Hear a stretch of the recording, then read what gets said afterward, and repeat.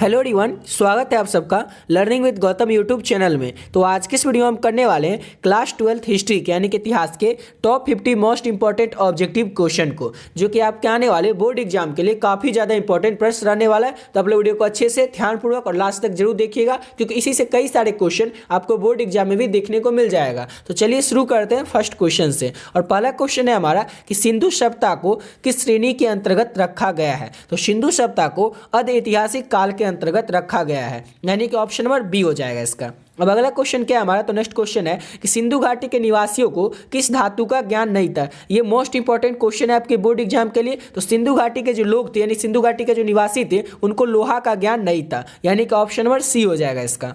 अब अगला क्वेश्चन क्या है हमारा कि कालीबंगा स्थित है। तो याद रखिएगा आप लोग कि कालीबंगा जो है ये राजस्थान में स्थित है, यानी कि ऑप्शन नंबर सी हो जाएगा। और अगर आपसे पूछा जाए कि लोथल कहाँ स्थित है, तो लोथल जो है ये गुजरात में स्थित है, इसको भी याद रखिएगा। अब अगला क्वेश्चन क्या है हमारा, 4 नंबर क्वेश्चन है कि भारतीय उपमहाद्वीप की पहली सभ्यता का विकास हुआ था। तो भारतीय उपमहाद्वीप की पहली सभ्यता का विकास सिंधु के मैदान में हुआ था, यानी कि ऑप्शन नंबर सी हो जाएगा इसका। सिंधु के मैदान में भारतीय उपमहाद्वीप का पहली बार विकास हुआ था। अगला क्वेश्चन है हमारा कि हड़प्पा की बस्तियों की खुदाई, हड़प्पा की बस्तियों की खुदाई किसने की थी। तो हड़प्पा की बस्तियों की खुदाई किया था, ऑप्शन नंबर ए हो जाएगा सर जॉन मार्शल ने और मार्टिन व्हीलर ने भी, यानी कि ऑप्शन नंबर सी हो जाएगा इसका। इन दोनों ने मिलकर हड़प्पा की बस्तियों की खुदाई की थी, ऑप्शन नंबर डी हो जाएगा इसका।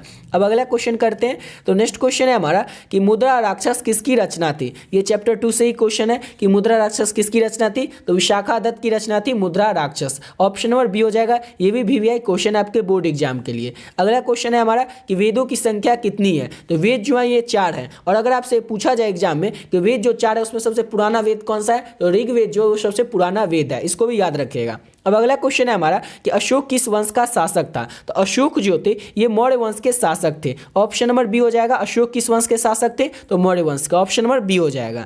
नेक्स्ट क्वेश्चन है कि राजा तरंगिणी के लेखक कौन थे। मोस्ट इंपॉर्टेंट क्वेश्चन है आपके बोर्ड एग्जाम के लिए कि राजा तरंगिणी के लेखक कौन है। तो कलहन जो है वो राजा तरंगिणी के लेखक है, ऑप्शन नंबर डी हो जाएगा। नेक्स्ट क्वेश्चन है कि पतंजलि के महाभाष्य से हमें जानकारी मिलती है। तो पतंजलि के जो महाभाष्य है, पतंजलि के जो महाभाष्य, उससे हमें क्या जानकारी मिलती है, किस काल के बारे में जानकारी मिलती है। तो प्राकृत मौर्य काल के बारे में हमें जानकारी मिलती है पतंजलि के महाभाष्य से, ऑप्शन नंबर सी हो जाएगा इसका। अगला क्वेश्चन है पंच चिन्ह वाले सिक्के बने होते थे। पंच चिन्ह वाले जो सिक्के बने होते थे ये किस चीज़ के बने होते थे। तो ये चांदी के भी बने होते थे और तांबे के भी बने होते थे, यानी ऑप्शन नंबर डी हो जाए इसका। इन दोनों के बने होते थे पंच चिन्ह वाले सिक्के। अगला क्वेश्चन है हमारा कि महाभारत की रचना किस भाषा में हुई है। तो महाभारत की जो रचना है ये संस्कृत भाषा में हुई है, यानी कि ऑप्शन नंबर ए हो जाएगा इसका। अब अगला क्वेश्चन क्या हमारा कि महाभारत में गंगापुत्र के नाम से किसे जाना जाता है। तो महाभारत में गंगापुत्र के नाम से भीष्म जो है ये जाने जाते हैं, भीष्म पितामह जो है महाभारत में गंगापुत्र के नाम से जाने जाते हैं। अब अगला क्वेश्चन क्या हमारा कि महर्षि वेद व्यास द्वारा उत्पन्न संतान थी। तो महर्षि वेद व्यास के द्वारा उत्पन्न ये सभी संतान थी, जैसे कि पांडु भी, धृतराष्ट्र भी और विदुर भी, ये तीनों जो थे ये इनकी ही संतान थे, यानी ऑप्शन नंबर डी हो जाएगा ये सभी। अब अगला क्वेश्चन क्या हमारा, तो 15 नंबर क्वेश्चन है कि ऋग्वेद के पुरुष सूक्त में सर्वप्रथम किस वर्ण का उल्लेख मिलता है। तो सर्वप्रथम शूद्र वर्ण का उल्लेख मिलता है ऋग्वेद के पुरुष सूक्त के सर्वप्रथम सबसे पहले वो किस वर्ण का, तो शूद्र वर्ण का, ऑप्शन नंबर डी हो जाएगा। शूद्र वर्ण का उल्लेख मिलता है ऋग्वेद के पुरुष सूक्त के में, समझ गए, ऑप्शन नंबर डी हो जाएगा इसका। अगला क्वेश्चन है त्रिपिटक साहित्य है। मोस्ट इंपॉर्टेंट क्वेश्चन है और कई बार आपके एग्जाम में पूछा भी गया है कि त्रिपिटक जो है ये बौद्ध धर्म का साहित्य है, ऑप्शन नंबर डी हो जाएगा। बौद्ध धर्म का साहित्य है त्रिपिटक। अब अगला क्वेश्चन क्या हमारा, तो नेक्स्ट क्वेश्चन है हीनयान और महायान संप्रदाय किस धर्म से संबंधित है। तो ये जो है बौद्ध धर्म से संबंधित है, हीनयान और महायान संप्रदाय, ऑप्शन नंबर बी हो जाएगा बौद्ध धर्म से। अगला क्वेश्चन है निम्नलिखित विद्वानों में से कौन सा सर्वप्रथम भारत आया था। सबसे पहले चारों में से भारत कौन आया था। तो फायान जो था ये सबसे पहले भारत आया था, ऑप्शन नंबर डी हो जाएगा। और फायान किसके शासनकाल में भारत आया था ये आप लोग कमेंट बॉक्स में जरूर बताइएगा, क्योंकि इसका आंसर पहले ही आपको बता चुके हैं। अब अगला क्वेश्चन करते हैं और 19 नंबर क्वेश्चन है हमारा कि महात्मा बुद्ध को महापरिनिर्वाण प्राप्त हुआ था। महापरिनिर्वाण मतलब होता है उनको मृत्यु कहाँ पे प्राप्त हुआ था, तो उनको कुशीनगर में, ऑप्शन नंबर सी हो जाएगा। महात्मा बुद्ध को महापरिनिर्वाण कुशीनगर में प्राप्त हुआ था, ऑप्शन नंबर सी हो जाएगा। अब अगला क्वेश्चन क्या है हमारा, तो नेक्स्ट क्वेश्चन है कि महावीर का जन्म हुआ था। तो महावीर जो है इनका जन्म हुआ था कुंडनवल वैशाली में, ऑप्शन नंबर सी हो जाएगा। कुंडनवल वैशाली में महावीर का जन्म हुआ था। नेक्स्ट क्वेश्चन है कि बुद्ध के बचपन का नाम क्या था। तो बुद्ध के बचपन का नाम सिद्धार्थ था, ऑप्शन नंबर बी हो जाएगा। सिद्धार्थ जो था वो बुद्ध के बचपन का नाम था। अब अगला क्वेश्चन करते हैं और अगला क्वेश्चन है हमारा कि जैन धर्म के 24वें तीर्थकर कौन थे। तो जैन धर्म के 24वें तीर्थकर जो थे वो महावीर स्वामी थे। मोस्ट इंपॉर्टेंट क्वेश्चन है आपके बोर्ड एग्जाम के लिए कि जैन धर्म के 24वें तीर्थकर कौन थे। तो महावीर स्वामी थे। ऑप्शन नंबर डी हो जाएगा। अगला क्वेश्चन है इब्न बतूता किस देश का निवासी था।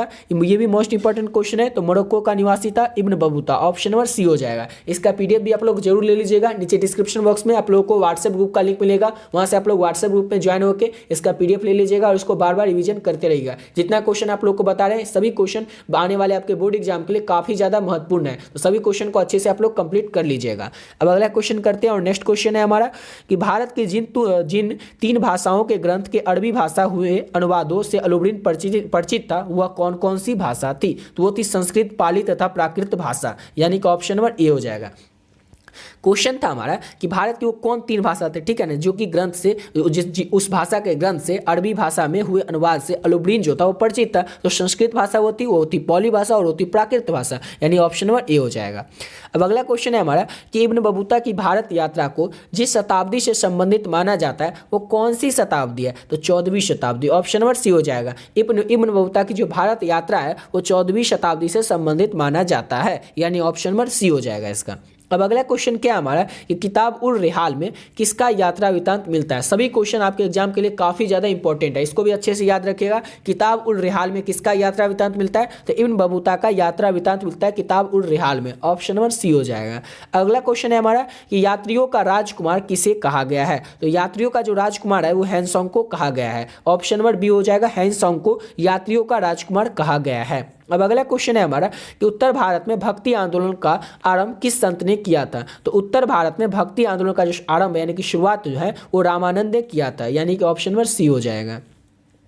अगला क्वेश्चन है जगन्नाथ शब्द का शाब्दिक अर्थ है। जगन्नाथ शब्द का शाब्दिक अर्थ क्या होता है। तो संपूर्ण विश्व का स्वामी। संपूर्ण विश्व का स्वामी अर्थ होता है जगन्नाथ शब्द का अर्थ। ऑप्शन नंबर ए हो जाएगा।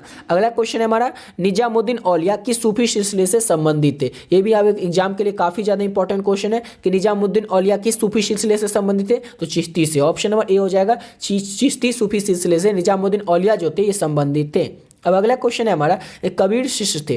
कबीर जो थे किसके शिष्य थे। तो रामानंद के शिष्य थे कबीर। ऑप्शन नंबर सी हो जाएगा। रामानंद के शिष्य थे कबीर। अगला क्वेश्चन है हमारा कि निम्न में से महिला रहस्यवादी संत थी। निम्न में से यानी कि 4 में ऑप्शन में से महिला रहस्यवादी संत कौन थी। तो रबिया जो थी ये महिला रहस्यवादी संत थी। ऑप्शन नंबर सी हो जाएगा इसका। अब अगला क्वेश्चन है हमारा कि औरंगजेब का संबंध किस सूफी सिलसिले से था। तो औरंगजेब का जो संबंध है वो नक्शबंद सूफी सिलसिले से था, यानी कि ऑप्शन नंबर डी हो जाएगा इसका। अब अगला क्वेश्चन है 2.5 दिन की झोपड़ी का निर्माण किसने करवाया था। मोस्ट इंपॉर्टेंट क्वेश्चन है आपके बोर्ड एग्जाम के लिए। तो कुतुबुद्दीन ऐबक ने 2.5 दिन की झोपड़ी का निर्माण करवाया था, यानी ऑप्शन नंबर सी हो जाएगा इसका। अगला क्वेश्चन है कि विजयनगर के स्थापना के समय दिल्ली का सुल्तान कौन था। जिस समय विजयनगर साम्राज्य की स्थापना हुई थी उस समय दिल्ली का सुल्तान कौन था। तो मोहम्मद बिन तुगलक था, यानी ऑप्शन नंबर ए हो जाएगा। और अगर आपसे एग्जाम में पूछा जाए कि विजयनगर साम्राज्य की स्थापना किसने किया था, ये तो समझ गए उस समय दिल्ली का सुल्तान मोहम्मद बिन तुगलक था, लेकिन विजयनगर साम्राज्य की स्थापना की किसने थी। तो 1336 ईस्वी में संगमा वंश के जो 2 भाई थे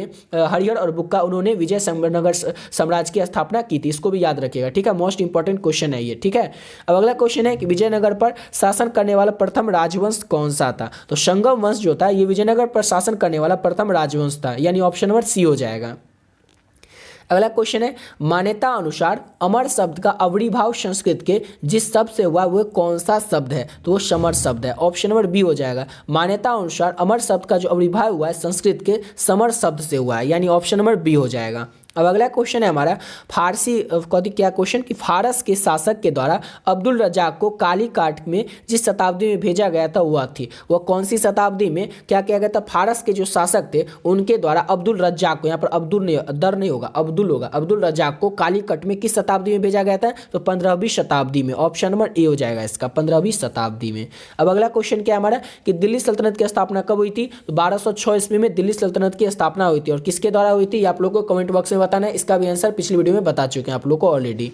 अब अगला क्वेश्चन क्या हमारा कि किस शासक के दरबार में अष्टदिग्गज रहते थे। तो अष्टदिग्गज, ठीक है ना, अष्टप्रधान नहीं, अष्टदिग्गज जो है वो किस शासक के दरबार में रहते थे। तो अष्टदिग्गज रहते थे कृष्णदेव राय के दरबार में, यानी कि ऑप्शन नंबर बी हो जाएगा। कृष्णदेव राय के दरबार में अष्टदिग्गज रहते थे, ठीक है, ऑप्शन नंबर बी हो जाएगा। और उसी में से एक तेनालीराम भी थे। अब अगला क्वेश्चन है, निम्न में से पुर्तगाली यात्री कौन था?